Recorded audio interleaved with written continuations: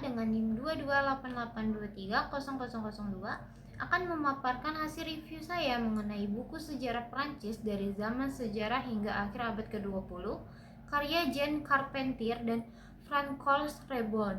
Tetapi di sini saya hanya akan mereview materi pada bab 9 mengenai kelahiran Prancis abad 10 hingga 12. Jadi, periode ini menandai kelahiran Prancis sebagai entitas politik yang berbeda, meskipun pada awalnya tidak ada tanggal pasti untuk kelahiran Prancis ini. Pada abad ke-10 dan ke-11 ini sebenarnya merupakan periode yang penuh gejolak setelah runtuhnya Kekaisaran Caroling yang menyebabkan kekuatan politik itu jatuh ke tangan para pangeran regional dan bangsawan. Munculnya dinasti Capetia pada tahun 987 yang dipimpin oleh Hugues Capet merupakan tonggak penting.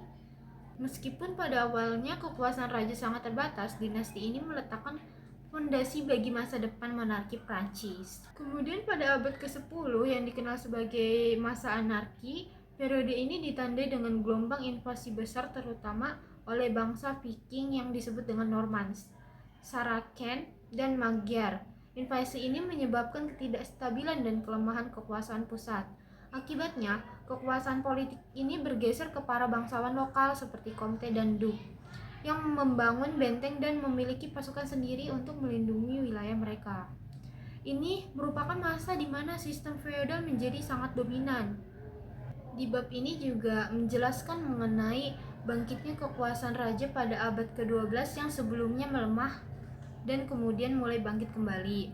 Salah satu faktor utama dalam kebangkitan raja ini adalah kemampuan raja untuk beradaptasi dengan sistem feodal yang sudah ada serta memanfaatkan konflik antar bangsawan.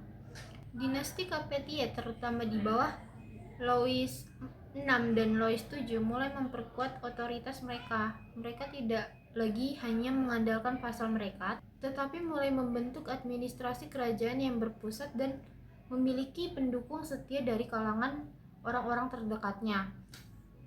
Dalam buku ini juga membahas mengenai keluarga Plantagenet yang berasal dari Anjou dan Normandia yang menjadi sangat kuat di Prancis. Henry Plantagenet yang kemudian menjadi Raja Henry II dari Inggris mewarisi wilayah yang sangat luas di Prancis. Berkat pernikahannya dengan Eleanor dari Augustin, mantan istri Louis VII, semakin memperluas kekuasaan mereka. Ini menciptakan paradoks Raja Inggris sebagai feudal lord yang menguasai wilayah jauh lebih besar dan lebih kuat di Prancis daripada Raja Prancis sendiri. Kemudian konflik antara dinasti Capetia dan Plantagenet ini menjadi salah satu pemicu utama persaingan politik dan militer selama berabad-abad. Selain membahas politik, buku ini juga menyinggung mengenai perubahan sosial dan ekonomi. Jadi pada akhir abad ke-10 dan awal abad ke-11 yang dimana masa pembukaan lahan besar-besaran atau pembukaan dunia besar-besaran di mana hutan dan rawa-rawa berubah menjadi lahan pertanian.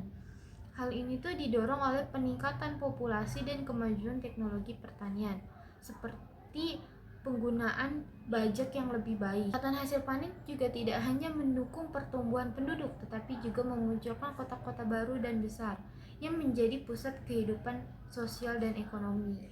Jadi kesimpulannya, materi ini itu memberikan gambaran mengenai bagaimana Prancis terbentuk dari kekacauan didorong oleh dinamika kekuasaan antar raja, bangsawan, dan kekuatan eksternal yang semuanya ini membentuk landscape politik dan sosial Eropa abad pertengahan.